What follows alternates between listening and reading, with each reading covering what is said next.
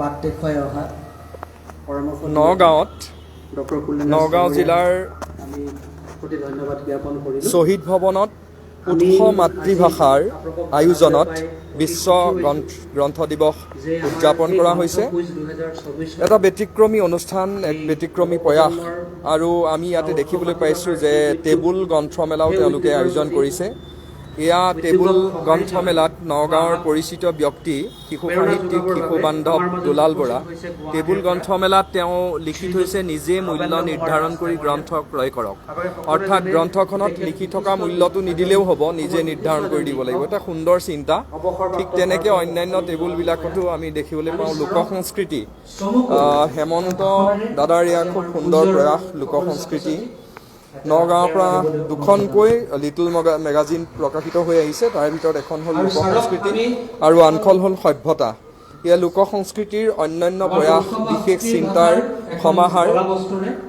বছৰি এখনকৈ গৱেষণামূলক লিটল মেগাজিন প্ৰকাশিত হৈ আহিছে প্ৰত্যেক বছৰে। এয়া একোটা সংখ্যা। আৰু ইয়াত আমি এফালে দেখিলোঁ ইলোৰা বিজ্ঞান মঞ্চৰ ফালৰ পৰা তেওঁলোকৰ প্ৰয়াস, বিভিন্ন গ্ৰন্থ ইয়াত ৰখা হৈছে। আমি এইকাৰণে এই বস্তুখিনি দিবলৈ বিচাৰিছোঁ ৰাইজৰ মাজতে, ভাল কথাবিলাক প্ৰকাশ হওক, প্ৰচাৰ হওক, মানে সকলোৱে জানক।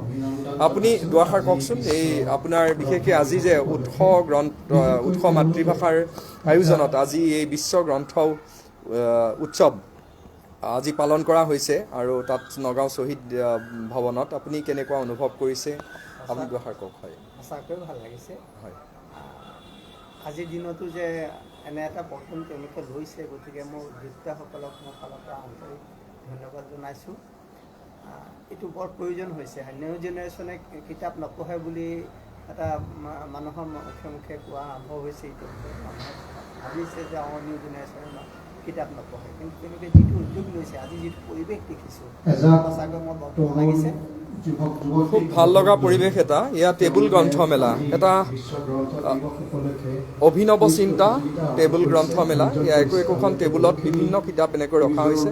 সভ্যতা বুলি এখন ক্ষুদ্ৰ আলোচনী নগাঁৱৰ পৰা প্ৰকাশ পায়, তাৰো এয়া বিভিন্ন সংখ্যা। তেওঁলোকে 3 মহীয়াকৈ প্ৰকাশ কৰিছিল, এতিয়া হয়তোবা কোনোবাটো সংখ্যা 6 মাহৰ মূৰতো প্ৰকাশ হৈছে।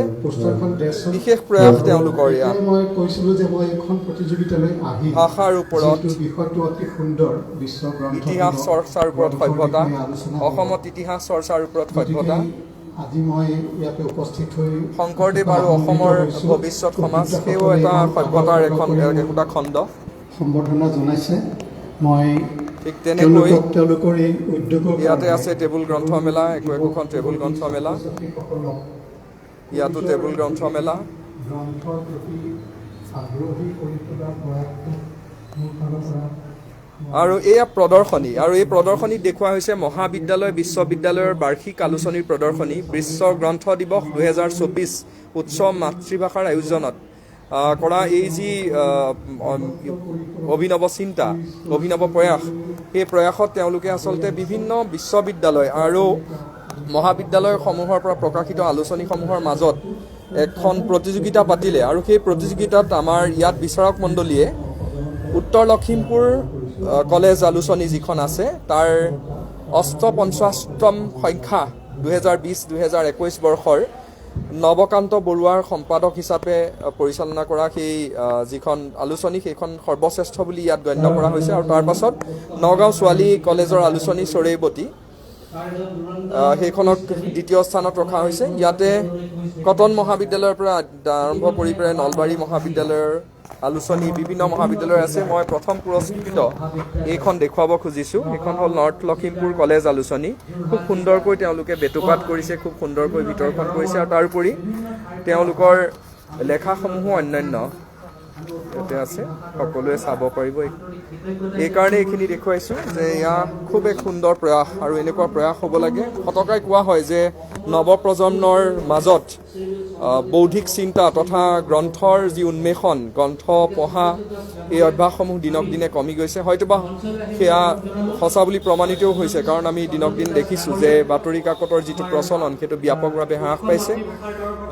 প্ৰায় যোৱা 15 বছৰত যথেষ্টখিনি হ্ৰাস পাইছে। গতিকে উচ্চ মাতৃভাষা তেওঁলোকৰ ফালৰ পৰা এয়া খুব সুন্দৰ প্ৰয়াস কৰা হৈছে। লগতে তেওঁলোকে এখন গ্ৰন্থ লটাৰীও আৰম্ভ কৰিছে আৰু সেই লটাৰীও আজি পুৰস্কাৰসমূহ দিয়া হ'ব। লগতে ভৱনত তেওঁলোকে এখন কুইজো আয়োজন কৰিছে।